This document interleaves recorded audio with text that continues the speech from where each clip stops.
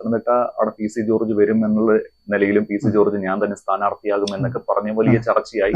പിന്നീടാണ് അവിടെ അനിൽ ആന്റണിയുടെ വരവ്. മോദി അവിടെ റോഡ് ഷോ നടത്തുന്നു. ഇവിടെ അനിൽ ആന്റണി ജയിക്കുമെന്ന് പറയുന്നു. അവിടെ ഇപ്പൊ ഒരു താരപരിവേഷമുണ്ട് ആ മണ്ഡലത്തിന്. അവിടുത്തെ ഒരു സ്ഥിതി അനിൽ ആന്റണി വന്നതുകൊണ്ട് എന്തെങ്കിലും അവിടെ ഒരു മാറ്റം സംഭവിക്കാൻ സാധ്യതയുണ്ടോ? സാധ്യത ഇല്ല എന്നാണ് എൻ്റെ അഭിപ്രായം. കാരണം അനിൽ ആന്റണി രാഷ്ട്രീയത്തിൽ ഒരു വളരെ ജൂനിയർ ആയിട്ടുള്ള ഒരാളാണ്. മാത്രമല്ല, നേരത്തെ പത്മജയുടെ കാര്യം പറഞ്ഞ പോലെ അനിൽ ആന്റണിക്ക് ജനങ്ങളുടെ ഇടയിൽ പ്രവർത്തിച്ച വലിയ പാരമ്പര്യമൊന്നുമില്ല. പത്മജ 3 തെരഞ്ഞെടുപ്പിലെങ്കിലും മത്സരിച്ചിട്ടുണ്ട്. അങ്ങനെ ഒരു പാരമ്പര്യമല്ല. IT രംഗത്ത് മാത്രമാണ് അദ്ദേഹം പ്രവർത്തിച്ചത്. പിന്നെ അദ്ദേഹത്തിൻ്റെ സ്റ്റേറ്റ്മെൻറ്റ്സും പ്രസംഗങ്ങളും ഒന്നും അങ്ങനെ ഒരു കാരിസ്മാറ്റിക് ആയിട്ട് എനിക്ക് തോന്നുന്നില്ല, ആകർഷണമായിട്ട് തോന്നുന്നില്ല. പിന്നെ പത്തനംതിട്ടയിൽ അതിനുവേണ്ടിയുള്ള പ്രവർത്തനം മുൻകൂട്ടി അദ്ദേഹം ചെയ്തിരുന്നോ എന്ന് നമുക്ക് തെളിവില്ല. BJPക്ക് അടിത്തറയെ ഉണ്ട് എന്നുള്ളതല്ലാതെ അതിൽ വോട്ട് വർദ്ധിപ്പിക്കണമെങ്കിൽ അതനുസരിച്ചുള്ള ഒരു കാരിസ്മാറ്റിക് കാൻഡിഡേറ്റ് ആയിരിക്കണം. അത് നടന്നില്ല. A കാൻഡിഡേറ്റിന്റെ മകൻ BJPയിൽ ജോയിൻ ചേർന്നു എന്നുള്ള ഒരു വലിയൊരു വാർത്താ പ്രാധാന്യത്തിനപ്പുറം കാടിളക്കി ഒരു വോട്ട് ഷിഫ്റ്റിന് ഉള്ളൊരു സാഹചര്യം അനിൽ ആന്റണിക്ക് ഉണ്ടോ എന്ന് ഞാൻ കരുതുന്നേ ഇല്ല. അതുകൊണ്ട് തന്നെ മത്സരം UDFും LDFും തമ്മിൽ തന്നെ. അവിടെ തോമസ് ഐസക്കിന് എത്രത്തോളം സാധ്യത സാർ കാണുന്നു? പത്തനംതിട്ട പരമ്പരാഗതമായ ഒരു കോൺഗ്രസ് മണ്ഡലം. വയനാടും പത്തനംതിട്ടയും കേരളത്തിലെ പരമ്പരാഗതമായ, അത് കഴിഞ്ഞാൽ പിന്നെ വേണമെങ്കിൽ ഇടുക്കി പറയാം. അപ്പോൾ ആ നിലയ്ക്കുള്ള ശക്തമായൊരു UDF മണ്ഡലം എന്നുള്ള നിലയിൽ തോമസ് ഐസക്കിന് വളരെ പെട്ടെന്ന് അവിടെ പെനട്രേറ്റ് ചെയ്ത് വലിയൊരു വിജയം നേടാൻ പറ്റുമെന്ന് തോന്നുന്നില്ല. പ്രത്യേകിച്ച് UDFിൻ്റെ ബേസ് അവിടെ ശക്തമാണ്. അതോടൊപ്പം തന്നെ LDFിനെതിരെയുള്ള ഭരണവിരുദ്ധ വികാരം അവിടെ നിലനിൽക്കുന്നുണ്ട്.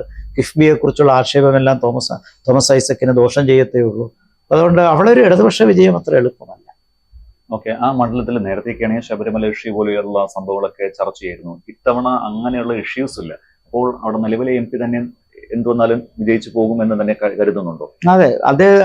എനിക്ക് തോന്നുന്നത് അവിടെ കോൺഗ്രസിന് വിജയ സാധ്യത കൂടുതലാണെന്നാണ്. UDFിന്റെ പശ്ചാത്തലം അതിന് വലിയ മാറ്റമുണ്ടായിട്ടില്ല.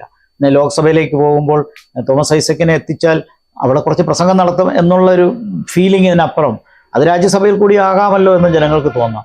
പിന്നെ മാത്രമല്ല, ആന്റോ ആന്റണിക്കുള്ള ഒരു ജനകീയത വളരെ പെട്ടെന്ന് മാറ്റാനും കഴിയില്ല. ആന്റോ ആന്റണിക്ക് അവിടെ നല്ലൊരു ബേസ് ഉണ്ട്. അത് പരമ്പരാഗതമായി. പിന്നെ മാവേലിക്കര ഉള്ളതുപോലത്തെ ഒരു ആവർത്തന വിരസത ആയിട്ടില്ല. 3 തവണയല്ലേ അദ്ദേഹം ജയിച്ചു, അല്ലേ? 3 തവണയല്ലേ ജയിച്ചിട്ടുള്ളൂ. അതുകൊണ്ട് അത്രത്തോളം ഒരു ആന്റി ഇൻകംബൻസി ആന്റോ ആന്റണിക്ക് ഇല്ല. കുറച്ച് അഭിപ്രായ വ്യത്യാസങ്ങളൊക്കെ ഉണ്ടെങ്കിലും അതിന് ശിവദാസൻ നായരൊക്കെ ഇപ്പോൾ കോൺഗ്രസ് വിട്ട് പോകുന്നു എന്നൊക്കെ ഭയമുണ്ട്, അല്ലെങ്കിൽ വാർത്തകൾ വരുന്നുണ്ട്. അതൊക്കെ കോൺഗ്രസിന് ചില്ലറ ദോഷം ചെയ്യും. പക്ഷേ ഇതിനപ്പുറം കോൺഗ്രസിന്റെ അടിത്തറ ഇളക്കുന്ന രീതിയിൽ കൊണ്ടുവരാൻ പറ്റും തോന്നുന്നില്ല.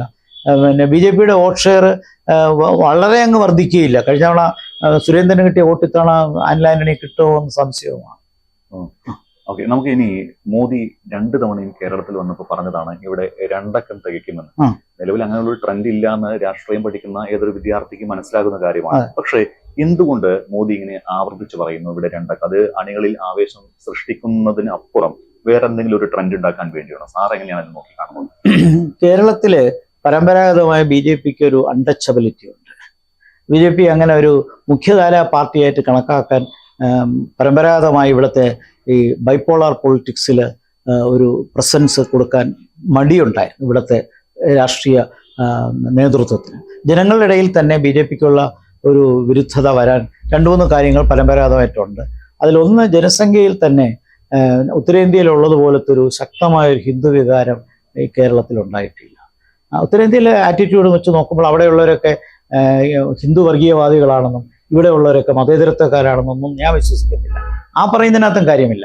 പക്ഷേ ട്രഡീഷണലായിട്ട് ഇവിടുത്തെ സാമൂഹിക പരിഷ്കാരങ്ങളൊക്കെ വന്നതുകൊണ്ട് ഏറ്റവും കൂടുതൽ സെക്കുലർ ആകാൻ ഹിന്ദു കമ്മ്യൂണിറ്റിക്കകത്ത് കഴിഞ്ഞു. അതിൽ തന്നെ ഈഴവ സമുദായം ഉൾപ്പെടെയുള്ള ഏറ്റവും വലിയ ജനസംഖ്യയുള്ള വിഭാഗത്തിന്, ഹിന്ദു വിഭാഗത്തിൽ ഉണ്ടായ മാറ്റം അവർ ഇടതുപക്ഷത്തേക്ക് പോയതുമെല്ലാം നമ്മൾ പരിഗണിക്കേണ്ടത്. അപ്പോൾ അത്തരമൊരു ഇടതുപക്ഷ പശ്ചാത്തലം ഹിന്ദു കമ്മ്യൂണിറ്റിക്കകത്ത് ഉള്ളത് കൊണ്ട് BJPയുടെ പ്രസൻസിന്, വളർച്ചയ്ക്ക് ഏറ്റവും തടസ്സമാകുന്നത് ഇവിടുത്തെ ലെഫ്റ്റ് പ്രസൻസാണ്.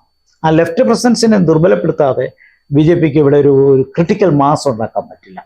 ആ ക്രിട്ടിക്കൽ മാസ് വരണമെങ്കിൽ കോൺഗ്രസ് അല്ല ദുർബലപ്പെടേണ്ടത്, ലെഫ്റ്റാണ് ദുർബലപ്പെടേണ്ടത്. പക്ഷേ മോദിയും BJPയും കോൺസെൻട്രേറ്റ് ചെയ്യുന്നത് കോൺഗ്രസ് മുക്ത കേരളം എന്നാണ്.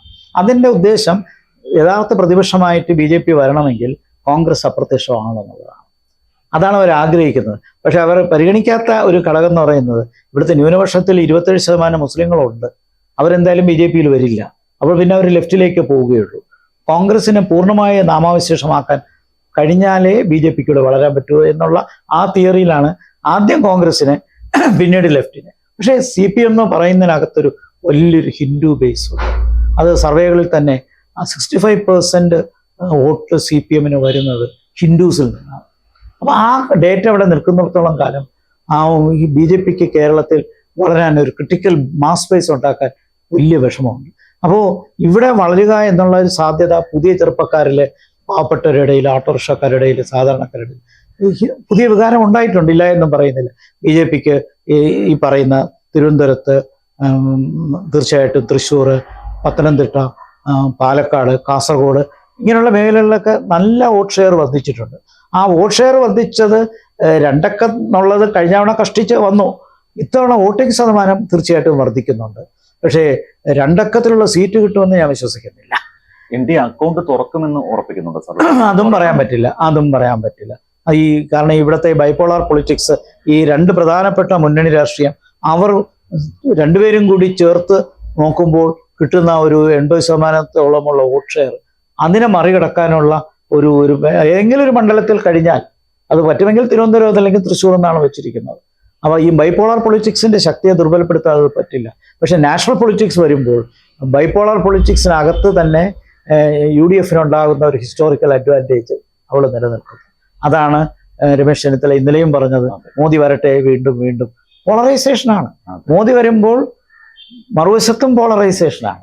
മറുവശത്ത് സെക്കുലറൈസേഷൻ അല്ല, മറുവശത്തും പോളറൈസേഷനാണ്. ഇപ്പോൾ 2 വശത്തും പോളറൈസേഷനാണ് നടക്കുന്നത്. ആ പോളറൈസേഷൻ UDF-ന് ഗുണം ചെയ്യുമെന്നാണ് കോൺഗ്രസ് നേതൃത്വം വിശ്വസിക്കുന്നത്. അപ്പോൾ അവിടെയാണ് BJP-ക്ക് വളരാനുള്ള സാധ്യതയ്ക്കുള്ള ലിമിറ്റ്സ് ഉള്ളത്. അപ്പോൾ ഒരു ഡെമോഗ്രാഫിക് ഡിസഡ്വാൻറ്റേജ് BJP-ക്ക് കേരള പൊളിറ്റിക്സിലുണ്ട്. ഐഡിയോളജിക്കലായിട്ടുമുണ്ട്, സോഷ്യലായിട്ടുമുണ്ട്. ഈ പശ്ചാത്തലം ഇതിൽ പ്രസക്തമാണ്. അതുകൊണ്ടാണ് ഈ രാഷ്ട്രീയത്തിൽ BJP-ക്ക് വളരാൻ ബുദ്ധിമുട്ടുള്ളത്. പക്ഷേ വെസ്റ്റ് ബംഗാൾ പോലെയുള്ള ഒരു സംസ്ഥാനത്ത് പോലും BJP പ്രധാന പ്രതിപക്ഷമായി. ഈ വരുന്ന ലോക്സഭാ തെരഞ്ഞെടുപ്പിൽ തൃണമൂൽ കോൺഗ്രസിനേക്കാൾ കൂടുതൽ സീറ്റ് BJP-ക്ക് പശ്ചിമ ബംഗാളിൽ കിട്ടുമ്പോൾ കേരളത്തിൽ ഉള്ള സ്ഥിതി അതാണ്. അത് എനിക്ക് തോന്നുന്നത് BJP-യുടെ ഏറ്റവും വലിയ പ്രത്യേകത എന്ന് പറയുന്നത് അവരുടെ ക്യാമ്പയിൻ സ്ട്രാറ്റജിയാണ്. അത് വളരെ ശക്തമായ ക്യാമ്പയിൻ സ്ട്രാറ്റജി. ഇപ്പോൾ ഉത്തർപ്രദേശിൽ അവർക്ക് 72 സീറ്റാണ് അവർ പ്രതീക്ഷിക്കുന്നത്. 80 അവിടെ 72 അല്ല 80 തന്നെ കിട്ടിയാൽ പോലും കേരളത്തിലെ ഒരു സീറ്റാണ് അതിനേക്കാൾ മൂല്യം വരുന്നത്. കാരണം കേരളത്തിൽ ഒരു സീറ്റിന് UP-യിലെ 80 സീറ്റിനേക്കാൾ വിലയുണ്ട്. അപ്പോൾ ഇവിടെ ഒരു സീറ്റ് ജയിച്ചു കഴിഞ്ഞാൽ പിന്നെ BJP-യെ തടയാൻ പറ്റില്ല. അത് മനസ്സിലാക്കിക്കൊണ്ടാണ് UDF-ഉം LDF-ഉം ശക്തമായിട്ട് BJP